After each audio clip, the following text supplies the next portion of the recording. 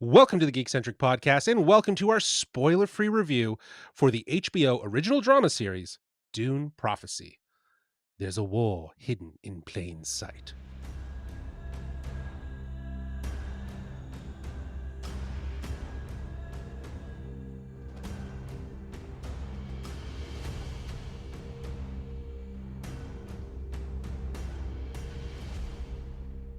Hello, I'm J-Law, but you can call me Justin, and if you're joining us for the first time, well, we are Geekcentric, a podcast covering the world of movies, TV shows, toys, collectibles, gaming, and all things geek-centric. Joining me for today's spoiler-free review are two Dune dudes. You know them. I love them. Nate Shelton, Darcy Hudson. How you dooning, boys? Dune. How you dune? Dune is good. I think I did the How long? spoiler-free review last time, Yes. so I had a whole bunch of like Dune puns part ready two? to go. So you know, I might abuse those a little bit more. Right. How you Dune, right? Yeah, how you dooning? How you dooning, boys? You don't need to add the Yeah. extra ing though. It's No. Dune kind How of you doing? like do-in Sure. type Yeah, thing. sure. let's get Joey up in here. Yeah. Dude, I'm feeling spicy. I'm Yeah? ready to talk about Dune Prophecy, man. Mm-hmm. Yeah, well, you know what? I actually don't have any preamble banter No? to season us with before. Oh. Did you wait when we went to the Dune Part 2 premiere thing, we Right. got spiced tea. Did either of you try the spiced tea? No, I think it was just you and I that went to that. Was it? Okay. Sorry, Darcy. Yeah. I was still in the House of Mouse, so that's okay Yes, for me. that was right. That was right. Yeah, I had we got the spiced tea, and then we got like that powder flavor for the popcorn and stuff. Yeah. I did try that. Yeah. It was weird. Yeah. It just like it caked onto my hands, and it didn't take to the popcorn like I want. You think it would be like a dusting, like Yeah. especially like when you look at like spice in Dune, like it just like Yeah. it sprinkles on, and it like kind of becomes It always whatever it looks is. really good. Like I Yeah, kind it's like cinnamon. I feel like it's like Yeah. cinnamon that gets you fucking high. So it's Yeah. like, you know, Really what I mean? Like your eyes did super not high. turn nearly blue enough, unfortunately. No, unfortunately, I was hoping that would have been one of the side effects from using this lovely, spice on my popcorn, but no bueno for sure. No bueno. No. Listen, let's get into it. Before we start talking about this show, obviously, I'd love to get our listeners informed and up to speed on what this is all about from the expansive universe of Dune, created by acclaimed author Frank Herbert, and 10,000 years before the ascension of Paul Atreides. Dune Prophecy follows two Harkonnen sisters as they combat forces that threaten the future of humankind and establish the fabled sect that will become known as the Bene Gesserit. Inspired by the Sisterhood of Dune, a novel by Brian Herbert and Kevin J. Anderson, the series blends political intrigue and mysticism as it delves into the early conflicts that shape the iconic universe. Now, I'm going to throw the cast list over to my Dune brother, Nate, because he's our resident linguistics person. 100%. And who knows, I'm going to probably butcher these names and stumble and fumble Right and there have with you, to my friend. chop them up. So, Nate, why don't you let our lovely listeners know who's starring in this series? Yeah, they call me Shai Hulud's number one dude. So let me get the names out for you here. This cast includes Emily Watson, Olivia Williams, Travis Fimmel, Jodie May, Mark Strong, Sarah Sophie Busnina, Josh Houston, Chloe Lee, Jade Anuka, Faye Oline Cunningham, Aoife Hines, Chris Mason, Shalom Brune Franklin, Edward Davis, Ji Hae, Taboo, Jessica Barden, and Emma Canning. Now, Jiha and Taboo are two separate people. Yes.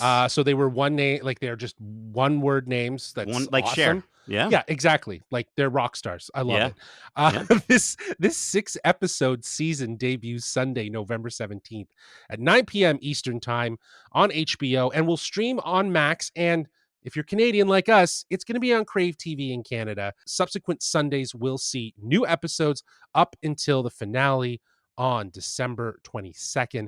A huge thanks to our friends at CraveTV Canada, as well as HBO, for giving us the first 4 episodes to review ahead of the series premiere on November 17th.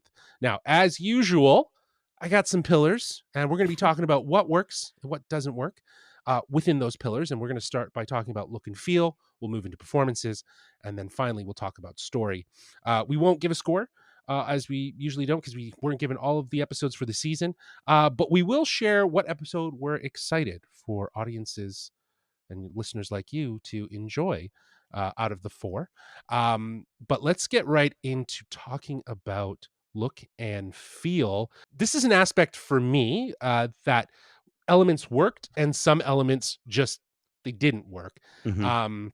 I think Dune Prophecy, it brings an impressive scope and scale, landscapes, sweeping visuals that capture the Dune universe, but it lacks that distinct cinematography that you would know and love from Denis Villeneuve's films, and which was established in his films. And I think, that sort of stark shadowed look, that was very specific from planet to planet. I understand that, but there was such an attention to this idea of the way light was used or desaturated colors. It just made things feel hauntingly alive in a lot of ways, and something the series doesn't quite replicate in some instances. I think it leans more into a traditional sci-fi visual. It still feels epic, but I think it misses that intense meditative style that you would know and love from Denis Villeneuve's, film, and what's been perfected. And I only bring that into the light here in the conversation is because this is obviously meant to inform the world of Dune. So you would feel like in some ways aesthetically there would be some overlap, and there would be something that would carry over. And I think that, when we talk about the aesthetic of it, that's one side. The musical score similarly doesn't reach those iconic levels as Hans Zimmer's work in Dune. I think Zimmer's score with textures and, layered soundscapes, that defined the world. It gave a voice to a lot of the moments within that film, just like the photography gave a specific look. So I feel like, in Dune Prophecy, much like the visuals, the music it's serviceable, but it lacks that unique atmospherical quality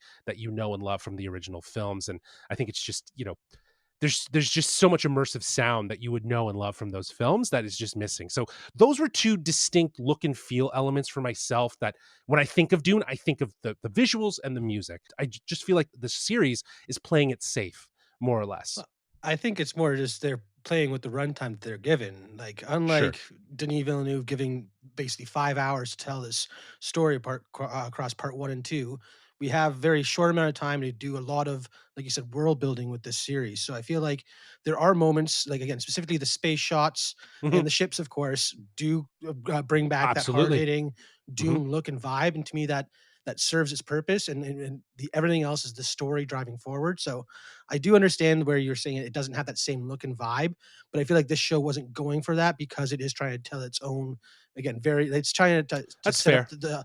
the awe and spectacle that is Dune Part 1 and Mhm. 2. So Mhm. I mean, I do agree that it is lacking, but it serves a purpose in the way that it is meant to in the show, I think. So Right. I'm on board Yeah, for what they're giving us for sure. I'm definitely on board. I don't want to make it seem like that's like Okay. a huge negative, that it's like, oh, it sucks. No, it's just, again, going into thinking about a Dune show, there are aspects that I felt were going to carry over from an aesthetical portion, like the cinematography. I'm not saying get Greg Fraser, but I just thought there might be more of a thoughtfulness or an approach to thinking about how things were shot. And there is to a certain degree with certain elements.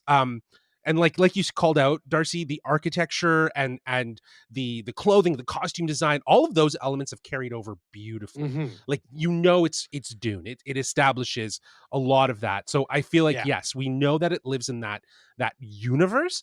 But again, I just was expecting at least that attention to the Mm. cinematography, to the sound and the score, just like it was paid attention to in the films, as sort of a defining piece Mm. in making this universe and this sci-fi feel different from all other sci-fi. Because this feels like sci-fi, but it feels like basic sci-fi in a lot of ways, right? Not that elevated sci-fi.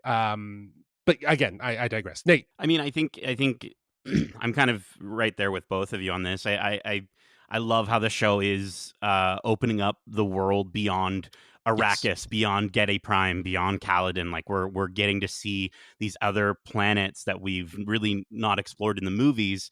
And I like that. I think they've got so much great material to pull off of. We get a glimpse of the Machine Wars, which is really, really cool. It Mhm. reminds me of sort of, when we would hear about the attack, the Clone Wars in Star Wars, and all think like, whoa, I imagine getting to see that someday.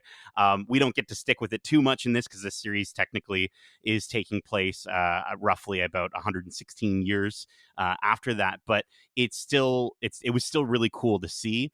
I think, yeah, this isn't a Greg Fraser. I think there are moments where you're going to be like, oh, that's the thing from Dune, or that's the Mhm. cone of silence that I recognize, or Yes. I Yeah. recognize how the Sisterhood, as they're called, they're not the Bene Gesserit yet, dress and how they look. I think this show, because like we're kind of talking about, we keep getting I keep going back and forth between being like, I'm in the world of Dune and I'm watching a made for TV sci-fi show with an HBO budget. Now that's not to say that this is Sci-Fi Channel, terrible looking, and some of the No. stuff that we watched wasn't finished yet, but for the stuff that was finished, you were able to sort of see like, yes, this is absolutely a lower budget. And I think where they are able to kind of play to their strengths a little bit more are in the sequences where they can use that creative cinematography, with the way, like, I love the way that the Sisterhood communicate to each other in silence. We really get to see the way that their truth sense works, and the way that we get close-ups of their index finger and their thumbs, sort of snapping into place as they begin to use their powers. And I think it's Mhm. a really cool exploration of their powers through the visuals. And I really like the way that they're sort of creatively exploring that, as well as the way that they're utilizing the sound design in the show as well. I think getting to hear Mother Tula, or even Valia, like getting to hear the the voices in their head. I won't necessarily spoil who those voices are. You'll see in this series pretty quickly, but it is really cool to sort of hear those little whispers and different things like that. I think Mhm. the biggest place that when I'm looking at look and feel, I think even more than the visuals for me, Justin, when it comes to Dune, is that music. And this is not Hans Zimmer. And I think there are other elements to this show that consistently have reminded me of Game of Thrones. I know, Darcy, your first impressions, you messaged me, you're like, it's filling that Game of Thrones void a little bit. And I definitely do think it does in the story department, in the performances department. But I think when it comes to the visuals, there's moments that I could literally cut out from this show, put on a screen, and somebody goes, oh, that's Winterfell. And it's like, no, it's not. And thankfully, we're able to cut from that sequence to a sequence with spaceships. And yes, we're back in the world of Dune, but it's just one of those things where I'm constantly just like, where's that theme? Like coming off of House of the Dragon, and just all the phenomenal work that Ramin Djawadi did. I think this is the score is done by Volker Bertelmann in this, and just nothing that they're doing Mhm. has caught me so far to the point where I'm Mhm. like humming it or it's sticking with Yeah. me. And I think there's moments where it services the scene really well, but it's nothing that lingers or sticks with me. And I'm not even Sure. going to go so far as to argue that it's like it doesn't have a Game of Thrones theme, because that's the Game of Thrones theme. Like, relax.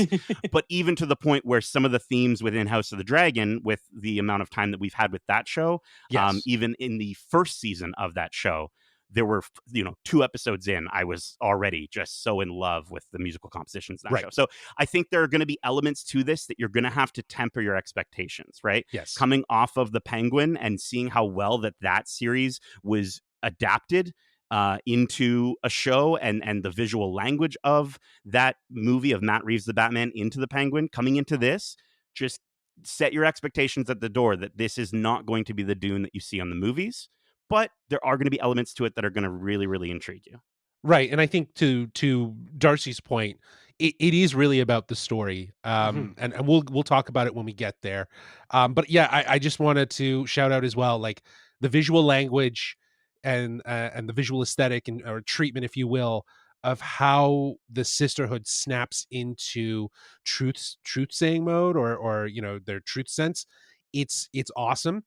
It really does click very, very well. The super hyper focus on the eyes, this sort of fisheye tilt shift aesthetic where Hmm. everything is blurred around the edges, but there's a very solid center focus. I think it really does heighten what the sisterhood and how the sisterhood works. And I think it takes it further than in some aspects of what they were doing in Dune. You know, we saw a Hmm. lot, we heard a lot of the voice, and we saw little trinkets and moments and stuff like that of how the truth saying kind of went through its process. But you know, here there is that attention to really focusing on that, and in relation to the characters, and talking about characters, let's actually move into performances now. I know I'm going to leave it to you guys to kind of shout out some of this cast, but I'll just say right off the top, I think the cast is delivering excellent performances across the board. Yeah. Mhm. They're bringing compelling depth to each of the pivotal characters that are a part of this story, and I think the ensemble is very much breathing life into the lore, grounding this series with performances that will resonate with audiences. I think that, you know, this is a very interesting sort of space, and I use air quotes around it because we're using, you know, mystical landscapes and you know, political intrigue and so on and so forth. So there are archetypal characters that, as you were mentioning, Nate, that feel very Game of Thrones to a certain degree. Yeah. And there's aspects, you know, well, houses and families. So there's all of that at play. So, you know, I think across the board, the cast is really delivering. But I'll leave it to you guys as my co-hosts. You know, who's outstanding right now? I guess let's talk about our two main characters. Nate, why don't you kick things off? Yeah, I mean, I think I'm really enjoying. It's Emily Watson as Valia Harkonnen. She's going to kind of be our older Valia Harkonnen. We do get to also see some fantastic performances from the younger side of them as well. Mhm.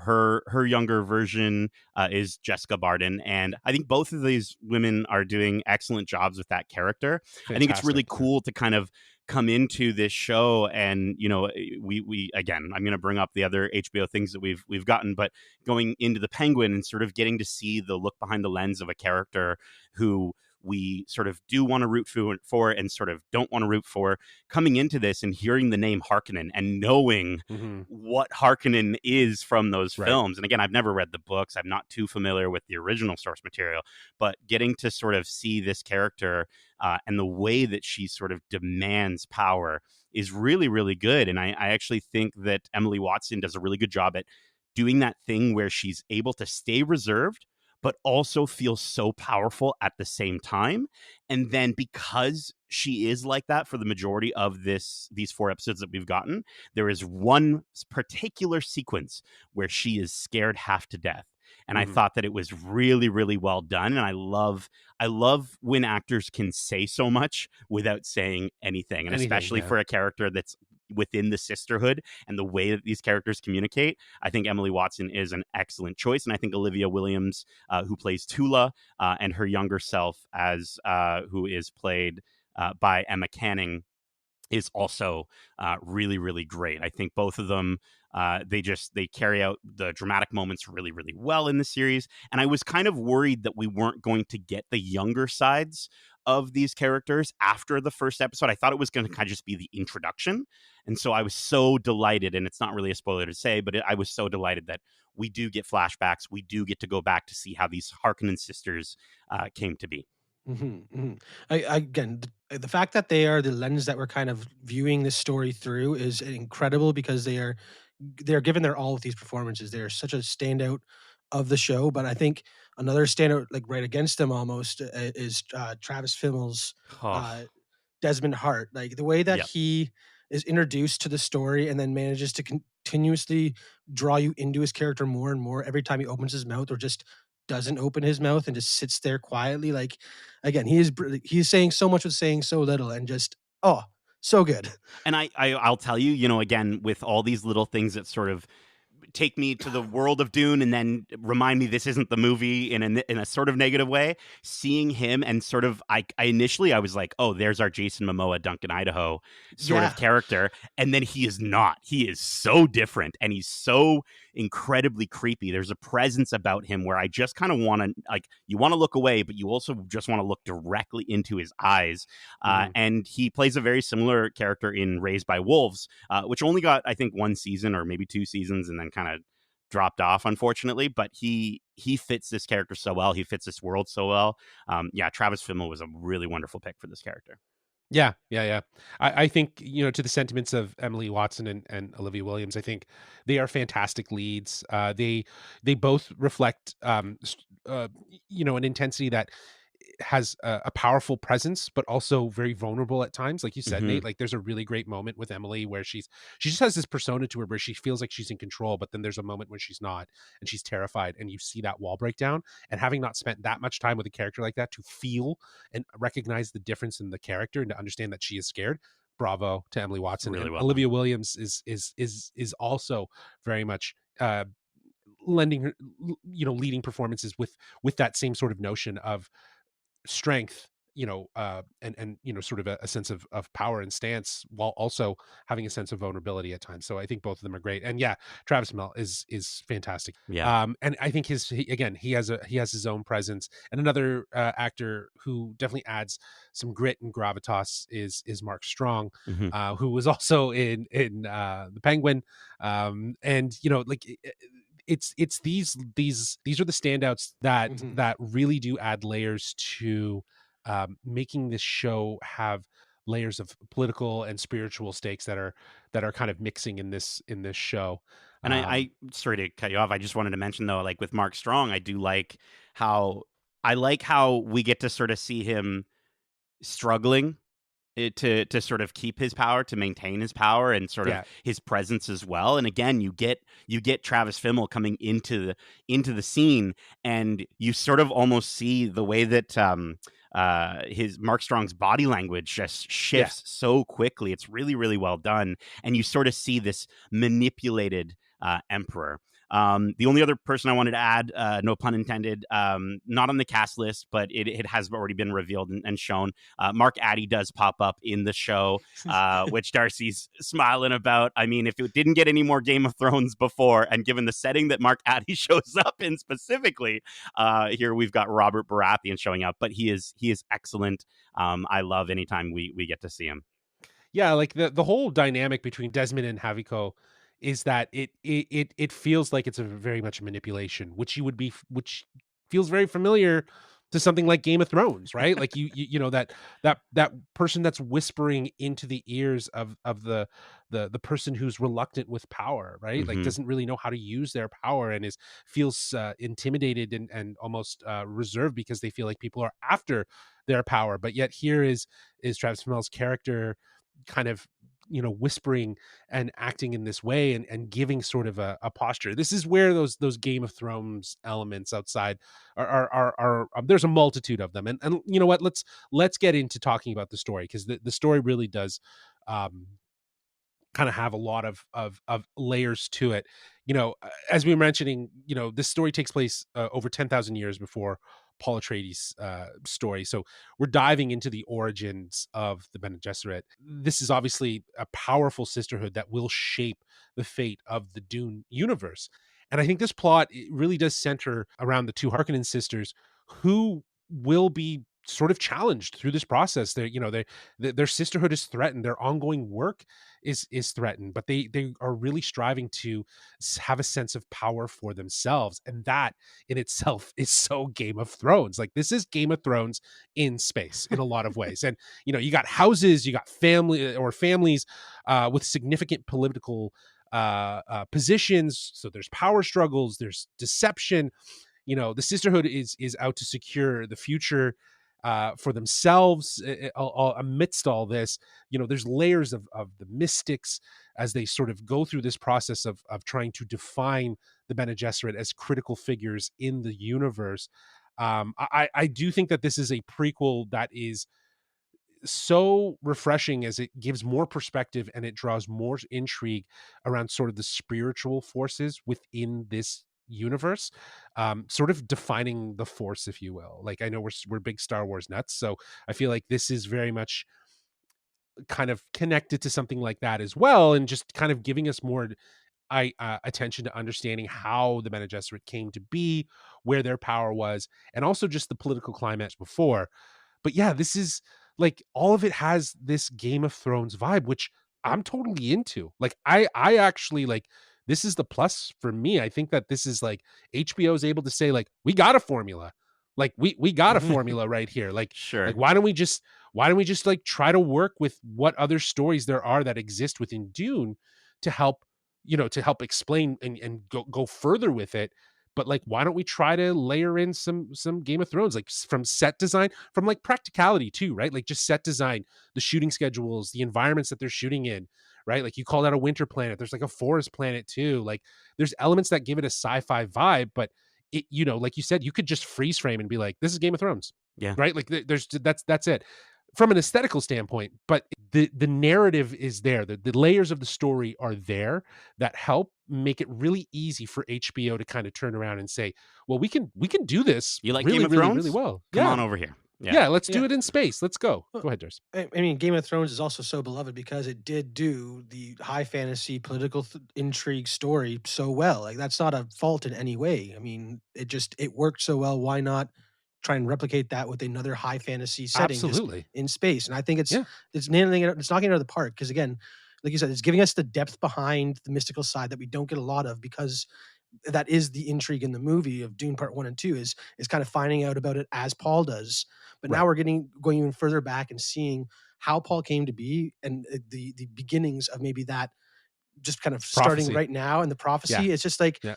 it is nailing it. And I think the fact that it is set so far ahead, 10,000 years, really means that this story is completely open ended. Like, unlike a Attack of the Clones, where it only happened 20 years before the event of our story, it's just like, Yes. that's not enough time for these things to have lasted, or for like all these stuff to have like festered, and we're going to see these seeds begin to grow into what happens in the movie. And it's just, again, it's the way they're telling the story, and what they're showing and not showing, and how they're doing that is so engaging. I love it. I'm Every time I finish an episode, I'm just like, well, I want to watch the next one for a whole new reason now. I did not know that was where the story was going, and I'm on board. Like, it's so good. Yeah, and just one last thing on that story before you jump in, Nate. There is a mystery box quality to it. There is a thread that you follow that really makes this intriguing, and to the point of what you're saying, Darcy, makes you want to watch the next episode, right? Like, it's getting you hooked. So Mhm. I think it's doing really, really well on that aspect. I'm very interested to see where it goes in the next two episodes after the four that we've watched. But Nate, how about for yourself? Yeah, I think it's Dune all those things really well. I think no, what happens when the people who control the most powerful people are no longer able to see the path forward, when it's disrupted by a stranger with abilities no one has ever seen. And that's what this story is exploring, and I think that's what's so absolutely fascinating to watch. And I think this story specifically is where this show really does shine, right? For all the different hangups that we might have in terms of the look and feel, I think, yes, the performances are incredible, but this story is really what, as you said, Darcy, is going to have you coming back. And I think they've Mhm. got so much to. This is adapted from Dune's Sisterhood, which is Frank's son Brian, and his co-writer Kevin J. Anderson, like you had mentioned, Justin. I think that's what excites me so much about this show, is the fact that because of where this show is set, like you're saying, Darcy, there is so much more that we can do, and I think it's going to be really. This series has the chance to be something really special if it can paint a throughout however long we get this series. If we do get more seasons, I really hope we do. It will be really interesting to see if it can pull off the concept of making that bridge across. Again, this is Mhm. this is how many years? 10,000 years that we're talking about. Yeah. That's a long time. So I don't necessarily expect it to literally, like, Rogue One, like, lead us right up to like baby Paul Atreides crying or something. But I do think it would be really, really neat if we can sort of see by the end of this series, yes, this is clearly how the Bene Gesserit were established. This is where the prophecy was formed, and what have you. I think if you are as we've been saying, a Game of Thrones fan, you will fit right in here in terms of the pace at which this show throws character names and locations. I think if you're a fan of the Dune movies, beyond just seeing them once or twice, if you are a fan who really was like digging into those movies and really, really, started to feel more comfortable with the names in Dune 2, I think which is something I had mentioned in our review that did such a good job of is sort of continuing that story. They don't have to kind of throw all that stuff at you. Here, yes, we are getting a lot of character names. We're getting those moments where we're getting locations popping up with the name of them on the screen and what have you as we travel across the galaxy. But I think because if you've watched the first two films, you know what the Bene Gesserit are. You have the basic idea of the spice is really important. The basic concepts of the houses. It's really neat to see. And I think the thing that intrigued me a ton is, as I mentioned, we're following Harkonnens.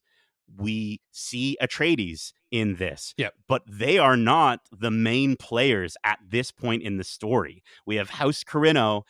We have a conflict, a story with House Richese, and this isn't a spoiler to say, but we do get to hear a ton of different house names at one point in this series, and it just gets me really, really excited to sort of feel like, cool, how do we go from all of that to just Atreides and Harkonnen and maybe a few other houses that we're going to learn about in Dune Part 3. So I think it's fantastic, and I think they do the HBO thing that they do at the end of every episode where you go, okay, that was epic. That was an epic. Oh, shoot. No way. They did that? Okay, cool. And for them to pull that off 4 episodes in a row, good for them. I think there's a few moments where it slows down a little bit too much for my liking, but you know what? I can't fault it too much because this is the beginning of this story. So Yeah. I'm really excited. It, And as I said, I really hope we get a season 2 from this.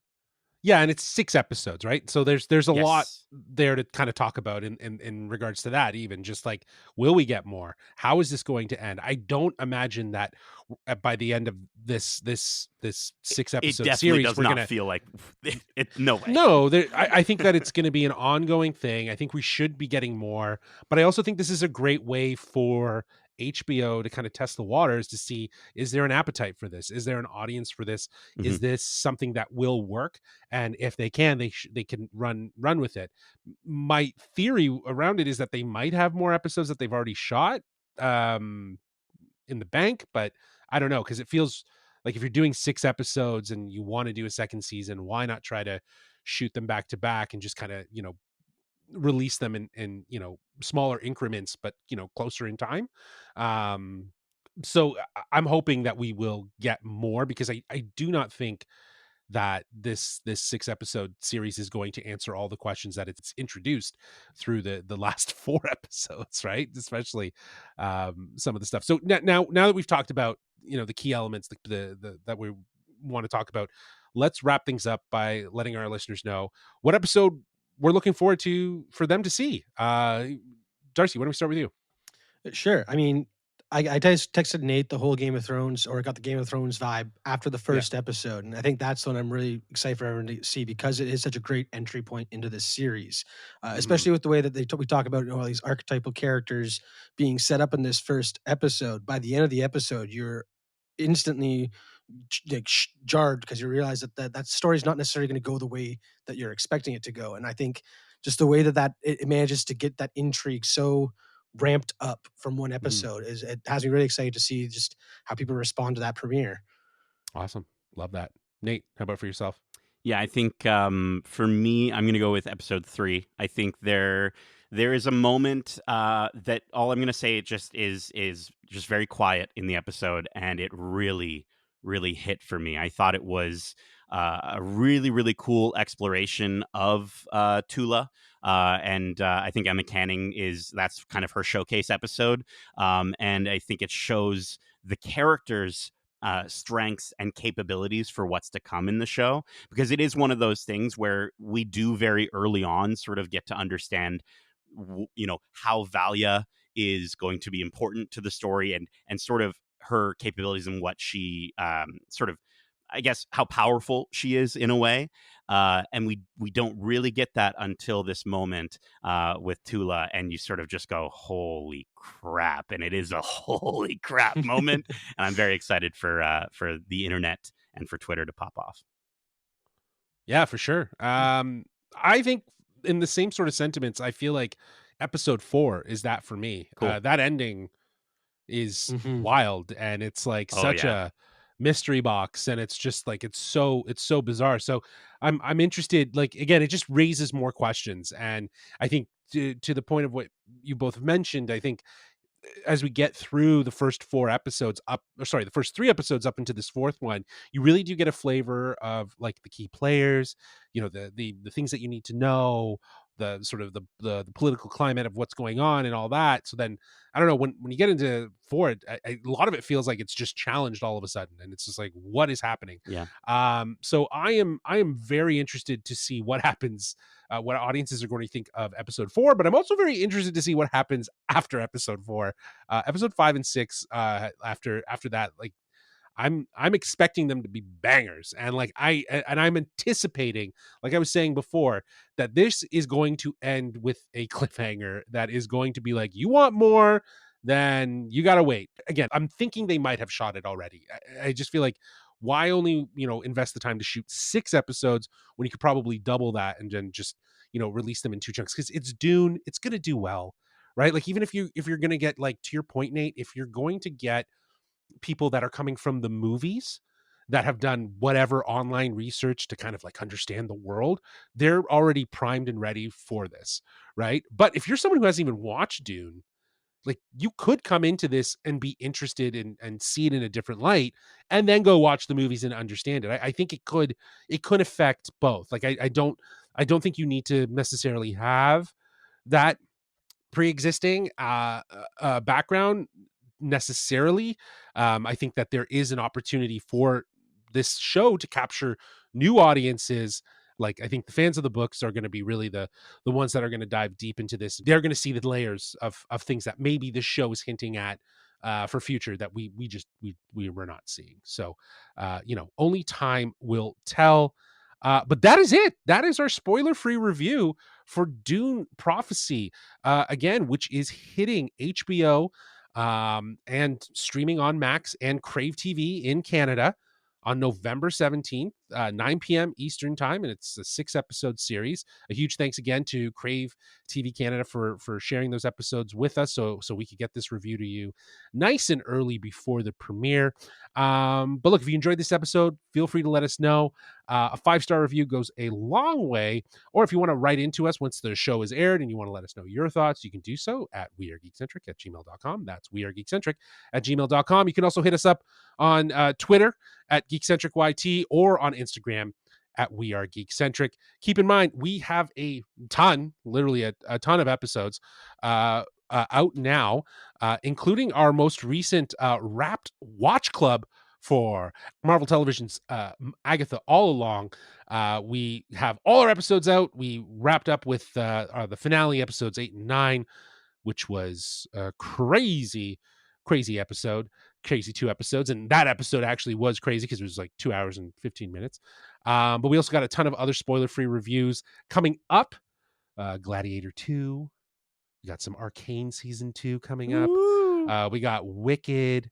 We got a bunch of stuff for the geek, the cozy geek fall, whatever the hell Nate calls it. I can't remember what it is.